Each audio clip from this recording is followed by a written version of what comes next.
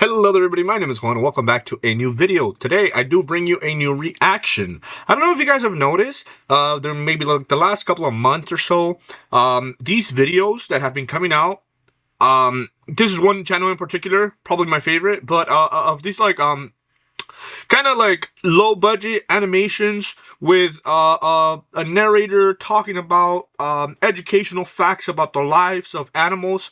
I absolutely eat that shit up. So today I figured I would go over some of those videos, particularly from Bound, which is my favorite one. There are a couple of more, but he is the one that I like. His style of presentation, his storytelling a little bit better. So I figured we would check him out just to demonstrate to you the kind of shit that I get up to whenever I'm not making like gaming videos or other videos, ranking fucking hot men or whatever the fuck. I will fucking sit on my couch and watch this shit the whole night. As you can tell, I have seen most of his videos and I love them, dude. They're so good. Therefore, I thought I would bring them to you. Oh, I haven't seen this one? I don't remember. What I know is that I haven't seen the, this one here. That's the one I had originally intended to watch, but today he released a video on crows. I love crows. Let me see. I have a painting. Yeah. It's kind of crusty, but I did draw a crow on it. So I figured, why don't we watch that? I usually show a painting of mine over here in the corner, so some kind of decoration or something. Today, I thought of doing this one that I have. Yeah. Maybe one time I'll make a video painting, but today we're gonna have to use this one because we're gonna watch a video about crows. So let me put that on. You're born in a nest. Dude, I love his fucking style for speaking and demonstrating shit. It's so fun. It's so interesting. Therefore, this is what we're gonna do today. Let me see. Is this thing picking up audio? Let me just make sure. You're born in a nest high up in a tree. Oh, it is. It is, yeah. No. Hold on. I was getting ahead of myself. Okie dokie. Why it sucks to be born as a crow. We'll begin in 3, 2, 1. You're born in a nest high up in a tree. It's not fancy, just a pile of sticks held together with luck, but it does the job. With luck. Mom and Dad hover around, cawing their approval like they've just built a luxury condo. Inside the nest, it's crowded. Your siblings are loud, pushy, and just as hungry as you. There's no such thing as taking turns. If you want food, you squawk louder than everyone else. Mom stays close, keeping you warm, while Dad flies back and forth with food. He works hard, bringing worms, insects, and whatever else he can scavenge. Occasionally, he shows up with something that probably was not meant for birds, but you eat it anyway. Sometimes he gets help from other crows. Helpers are like the unpaid interns of the bird world, and they pitch in when there are too many beaks to feed. At first, the food is soft and pre-chewed.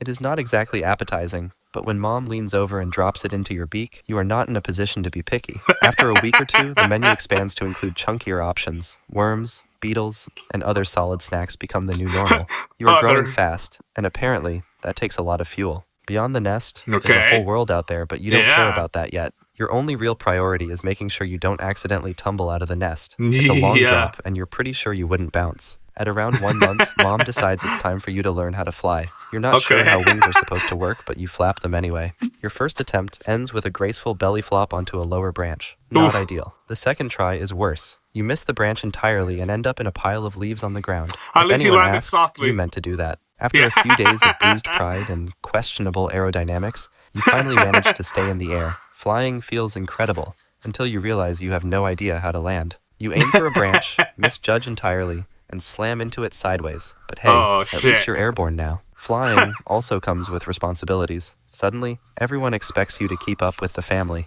Mom swoops effortlessly through the trees while you're flapping along like a busted kite. I miss that little breaks either. Hawks are always watching, and they love a wobbly rookie like you. And then there's food. Mom points to the ground. Wait, let me pause. I've seen so many times when I'm driving, that hawks will fight with crows. I don't know if it's the crows who started. I think it's probably like a two-way street where one will be fighting the other one or whatever, but I see that shit all the time, and I'm always amazed at how a hawk will be by itself, and then multiple crows will be attacking the hawk. It's so interesting to watch. It's like, inevitably they just fly away and I can't watch anymore, but it's like, geez. Anyway, let me not pause. What else do I have to say? Crows are so interesting to me because they're like some of the most intelligent animals. Therefore, when I saw this video, I was like, I'm in. I had planned on making a video on the other one, but this is the one. Let me continue.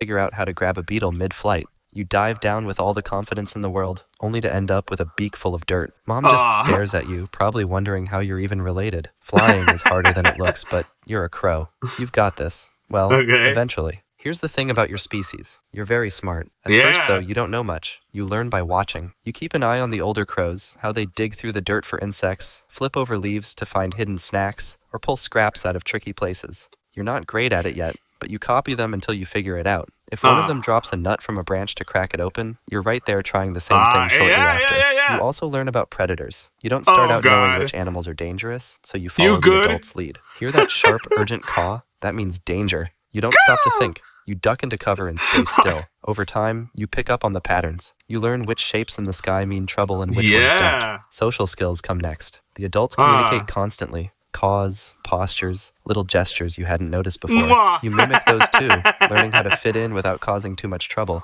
It's a lot to pick up, but you're getting there. And then there are humans. They leave food everywhere. Scraps, crumbs, and leftovers. You figure out where they drop things, when they're distracted, and how to grab what you want without getting too close. Some humans even offer food. Others try to shoo you away, which is hilarious because you remember faces. If they cross you once, you'll make sure they regret it later. Revenge isn't just satisfying, it's efficient. At some point, you realize it's not just you, your siblings, and your parents out there. There's a bigger picture, the local murder. Your extended family and a few neighbors become your social circle. It's chaotic, but somehow comforting. Foraging with the murder is your first real group activity. If someone finds food, word spreads fast, and everyone shows up uninvited. It's not exactly a cooperative effort, more of a free-for-all, but the numbers work in your favor. More eyes mean more chances to spot something edible. Then there's the warning system. If a predator shows up, the whole group rallies. One crow spots it, and within seconds, the alarm call spreads. You scream too, because why not? It's very loud and strangely effective. Hawks, cats, and other threats learn quickly that this neighborhood is not worth the trouble. Fitting in takes some effort. You watch the older crows to learn the unspoken rules, who to approach,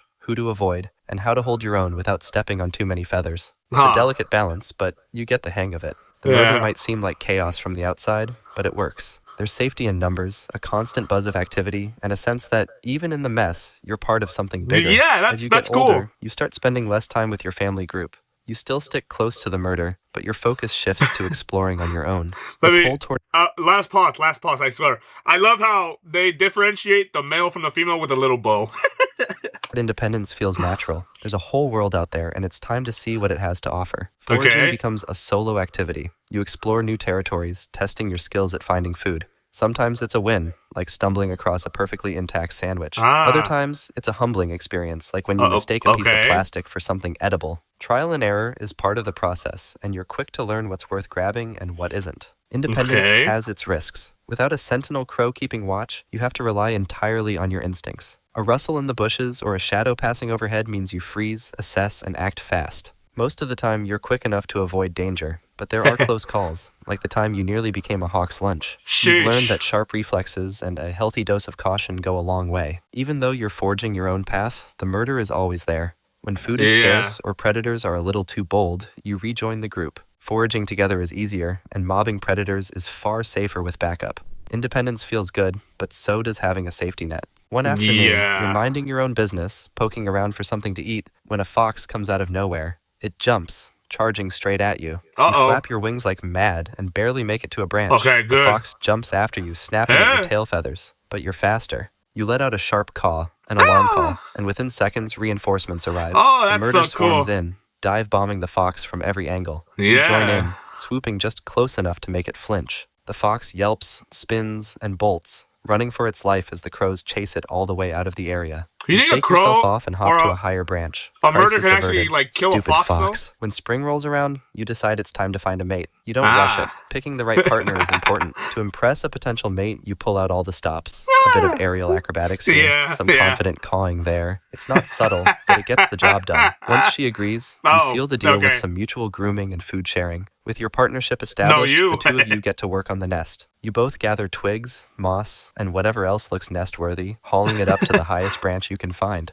Predators can't climb trees, right? That's the theory, anyway. After a lot of back and forth, and probably a few disagreements, the nest is done. It's sturdy and completely functional. Good enough. Soon after, your mate lays a clutch of 3 eggs. Her job is to sit on them, keeping them warm for the next few weeks. Your job? Everything else. You spend your days flying around, bringing her food and making sure nothing with claws or sharp teeth gets too close. It's exhausting, but the eggs eventually hatch, and that's when the real work begins. Now it's a tag team operation. You both take turns hunting for insects, worms, and whatever else the chicks can swallow. They're loud, constantly hungry, and completely dependent on you. To make things even more interesting, some of the other crows show up to help. They mean well, but let's just say their enthusiasm doesn't always match their usefulness. Over the next month, the chicks grow fast. They start out as tiny, awkward bundles of fluff, but before long, they're flapping their wings and testing their limits. You teach them the basics: how to find food, how to spot predators, and most importantly, one of them is how like to a different survive color. without falling out of the tree. It's a steep learning curve, but they'll manage. You've built a life, raised chicks, and earned your place in the murder. So You'd think now things might slow down, but no. Life as a crow is a full-time job. Foraging is still a mix of strategy and sheer luck. You've learned where the best scraps are: bins, picnic tables, human leftovers, but so has everyone else. It's a race to get there first, and someone's always trying to snatch your prize. Then there's the constant need to stay sharp, from a hawk to a cat. Everything out there is probably trying to eat you. You mob those predators until they run away, annoyed but unharmed. Even humans can be a problem. Some are kind enough to toss food your way, while others swing brooms like you've declared war on their garden. You never know what to expect. And yet, it's not all stress.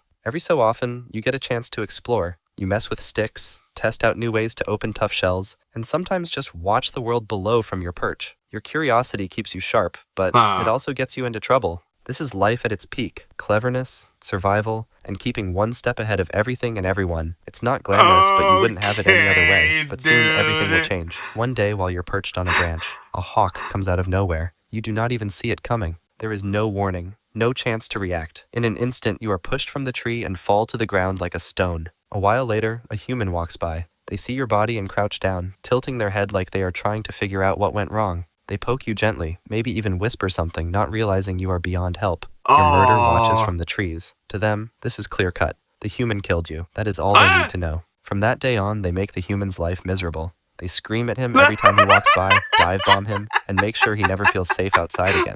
He has no idea why. You are gone, but your group remembers. Not just through the tricks you taught them, but by turning their rage into a lifetime grudge. Life as a crow might be rough, but there's another animal out there that has it way worse. I love. Check out the video. Yeah, I love these videos. I love how you're like into it. You're like, okay, he's telling you about how the lives of these animals work, and then when you least expect it, boom, they're gone, dude. It's like bittersweet, if you will, because you're like enjoying it. You're like, okay, interesting. This is what a crow does. All of a sudden, he's just dead, and then it happens to all of them. It's so fucking good, dude. I love this shit. Let me give it a like. But yeah, what else could I say? I've seen videos where crows will take like peanuts, like hard shell peanuts, throw them in the traffic so the car runs over it, opens it up, and then they swoop back in just to get the inside of the peanut. It's crazy how fucking intelligent they are, but it's so interesting, dude. But yeah, hey, that was interesting. I might watch this one. I don't know if I should make it a different, but you know what? Fuck it. Double feature. Let's go. You're born in a hole in the snow. It's cramped, dark, and cold. Your mom is curled around you and your siblings, but she's exhausted. She's been running on empty stomach for weeks, hunting, digging this den, and keeping herself alive long enough to get you here. The wind howls outside, and the snow presses in on all sides. The wind howls. You don't notice yet, and that's because you're totally blind. Your only instinct is to crawl closer to your mom and fight for the best spot. You're already competing with your siblings, even though none of you can stand yet. You're small and at the bottom of the Arctic food chain, and you have no idea that it's only going to get worse from here. Your so-called family looks like this. There's one alpha pair, your mom and your dad, and they run the whole show. Your dad is the dominant male, and he's in charge of protecting the pack's territory, leading the hunts, and making sure no one steps out of line. Your mom is the lead female. She raises the pups and holds just as much authority as your dad when it comes to keeping the pack together. Then there are the subordinates, 3 other wolves. They're adults, but they're not in charge. They're the hunters and babysitters, doing whatever your parents tell them to do. They don't eat until the alphas have had their fill, and they stay in the pack because it's safer than being out in the Arctic alone. The pack has a strict pecking order, and you're at the very bottom of it. No one's going to listen to you, and no one's going to take care of you except your mom, and even that's conditional. If the pack has to choose between you and survival, you're not going to like their decision. This is the Arctic. Damn. There's no room for sympathy here. Yeah. For now, though, the pack tolerates your existence. Your dad patrols the territory, marking the borders, and making sure no rival wolves or predators get too close. Your mom stays close to the den, keeping you and your siblings alive. The other wolves bring back food, but it's barely enough to go around. The pack eats first, and whatever scraps are left might make it to your mom, if she's lucky. And if she's lucky, you'll get what's left of what's left. The pack isn't a family in the human sense. It's a survival unit. Everyone has a role, and yours, right now, is to stay alive without slowing them down. No one is going to save you if you fall behind. The sooner you figure that out, the better. After a couple of weeks, your eyes open. The world is bright and cold, and the Arctic wind doesn't care that you're still figuring out how to exist. Okay, one note I can give about like the way that the reason why I like the way that Bound here narrates shit is the wind howls. The wind doesn't care. Personifying wind makes it so fucking like almost relatable. It's like crazy. Am I like, you know? Also, I love the reality, like the harsh truth in which he talks about this stuff, because animals have it fucking rough, dude. Nature is fucking insane to animals, and we are fucking lucky that we're at the top of the food chain and we have like strategies and civilization and like cultures and shit in order for us to make it easier. Like, we're born into a fucking building, you know what I mean? Well, most of us anyway, you know. But animals, they're just like out there and wilding, and hey, if you're lucky, you fucking make it. If you don't, you're fucking somebody's lunch. It's crazy, and I love the way that he's so like brutally honest about all this shit. It's like beautiful, interesting. It's like fascinating, educational, if you will. Anyway, you crawl out of the den for the first time and immediately regret it. The snow is everywhere, under your paws, in your fur, and in your face. You don't understand why your siblings are so excited to explore. They're bigger than you, stronger than you, and better at shoving you aside. The adults don't pay attention to you. They're too busy doing important things like scanning the horizon for threats or returning from hunts with scraps of meat. You're still entirely dependent on your mom, but she's got 4 mouths to feed and barely enough food to do it. The pack eats first, and the scraps are picked clean before you even get a sniff. You try to chew on frozen bones, but it's more effort than it's worth. When the pack moves, you follow, even though you're not built for it yet. Your legs are weak, your paws sink into the snow, and you fall behind constantly. I love that little animation. Your mom stops to nudge you forward, but it's not kindness, it's practicality. A dead pup is a waste, and the pack can't afford to waste anything. Every time she pushes you forward, you feel smaller and weaker. You start to understand that no one is going to carry you. Eventually, the pack decides it's time for you to learn the basics of survival. They take you and your siblings out to watch the adults hunt. You don't get an explanation. You're just expected to watch and figure it out. The first target is a hare. The adults spread out, silent and deliberate, while you and your siblings stay behind. You're supposed to stay quiet, but you're hungry, impatient, and bad at following orders. The hare hears you before anyone moves, and it bolts. Your dad glares at you, and your mom doesn't even look in your direction. The pack regroups and moves on, leaving you to stumble after them. The next few hunts are no better. You try to copy the adults, crouching low and stalking through the snow, but you're too loud and too clumsy. Prey escapes every time, and the pack doesn't bother hiding their frustration. You're eating less and less now, and the gap between you and your siblings is starting to show. They're growing faster, getting stronger, and learning how to contribute, while you're still trailing behind. Winter comes, and it's worse than you imagined. The cold is constant, and the snow never seems to stop falling. Food is scarcer than ever, and the pack is constantly on the move, searching for anything to eat. You're forced to follow, even when your legs are numb and your stomach feels like it's caving in on itself. The adults manage to bring down a caribou one day, but by the time you get there, it's nothing but bones. You gnaw on what's left, trying to convince yourself you're full. The pack doesn't slow down. You keep moving, even though every step feels like it might be your last. The nights are the worst. The pack huddles together for warmth, and you're shoved to the outside. The wind cuts through your fur, and you shiver until morning. You start to wonder if you'll ever feel warm again. By the time spring returns, you've survived your first year, but barely. You're bigger now, but so is everyone else, and you're still at the bottom of the hierarchy. The new pups arrive, and they take your place in the pack. Your mom is too busy with them to care about you anymore. The adults push you aside when food is scarce, and you're left with nothing most days. Your dad, the alpha, starts to see you as a threat. You're not much of one, but he doesn't take chances. Every time you try to eat, he shoves you back. Every time you get too close to the new pups, he growls. It's not subtle. You're not wanted here. One day, the pack moves without you. You watch them disappear into the distance and realize they're not coming back. You're on your own now. At first, being on your own feels liberating. There's no more growling in your direction, no more shoving for scraps. You wander the tundra, following your instincts, surviving on whatever you can catch or scavenge. It's hard, but you're built for this. Hares are your usual target. They're small and fast, at least he's but you're eating faster like an now. actual Days full turn meal, into right? weeks, and you find your rhythm. You move constantly, hunting, resting, and keeping your distance from larger predators. Every now and then, you cross into the territory of another pack. Sometimes you catch their scent and steer clear. Other times, you come face to face with them. When that happens, you lower your head and back away. A fight isn't worth it. Not yet. You keep moving, covering miles of frozen ground, your nose always to the wind. You're not looking for anything in particular, but the Arctic has a way of surprising you. One day, while traveling across an open plain, you catch a scent on the wind. It's not food. It's not a rival pack. It's another wolf, a lone female. You follow the trail cautiously, your ears up, your steps quiet. Eventually, you see her in the distance. She's like you, thin, cautious, and alone. You approach slowly, careful not to seem like a threat. She doesn't run, and that's a good sign. The two of you circle each other, sniffing, sizing each other up. Neither of you has much to offer, just survival skills and the stubbornness that's kept you alive this long. It's not a romantic story, but out here that doesn't matter. You're both alone, and the Arctic is a lot easier to face with someone by your side. You start traveling together. Cute, At first, it's awkward. Two wolves used to being on their own, but over time you learn how to work as a team. Hunting becomes easier with the two of you. You take down larger prey, sharing the kills and eating more than you've eaten in months. You take turns watching for predators while the other sleeps. Slowly, you stop feeling like a lone wolf. As the seasons pass, the two of you settle into a routine. You wander the tundra together, hunting, resting, and marking a small territory of your own. Then one spring, everything changes. Your mate gives birth to 3 pups in a den she dug out in the snow while you were out hunting. The responsibility feels heavy, but it also feels right. You teach the pups how to walk, how to play, and eventually how to hunt. You lead them across the tundra, showing them where to find food and how to survive. It's hard work,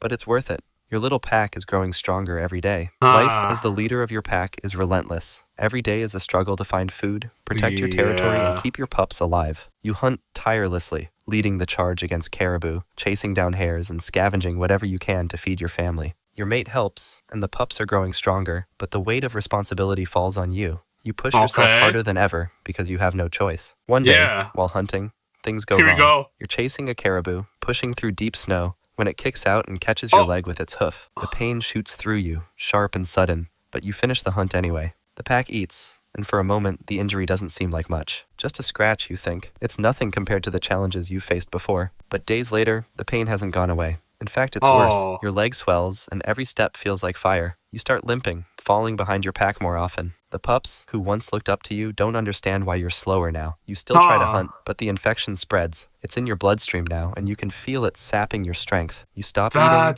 you stop moving, you lie down in the snow far from the pack. They don't wait for you. They can't afford to. You don't blame them. You know how this works. You've seen it before. This is just the way of things in the Arctic. The infection takes hold, and the cold sinks into your bones. Your breaths become slower, shallower, until they stop altogether. There's no ceremony. You die the same way you lived, alone in the vast, unrelenting wilderness. The Arctic doesn't notice. The Arctic doesn't care. It just keeps going, and so will your pack. Hunting, surviving, and carrying on without you. The cycle continues. The Arctic always wins. Life as an Arctic wolf might be rough, but there's another animal out there that has it way worse. Trust me, it's wild. Check out the video and see for yourself. Damn. Oh, no, I've seen that. I'm okay.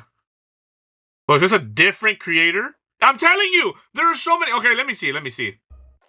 Just a quick drop to the ground, and here you are. Born smack dab in the middle of a wide open field in the American West. Mom gives you a few licks, then nudges you to get those... Brother! Another. There are so many. Like, okay, listen, I like Bound simply because of the voice. Sometimes I'll get into these videos and I'll listen to their voice and I'm just like, yeah, okay, maybe it's not for me. Bound, I really enjoy. I don't know what it is. I do.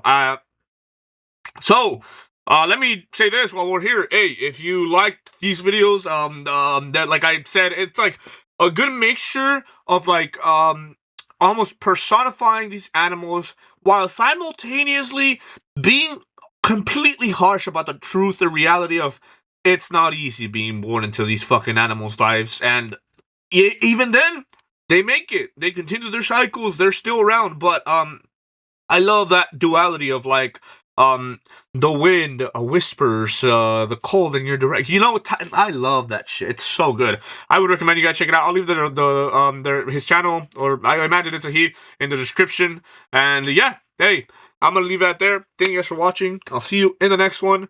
Peace.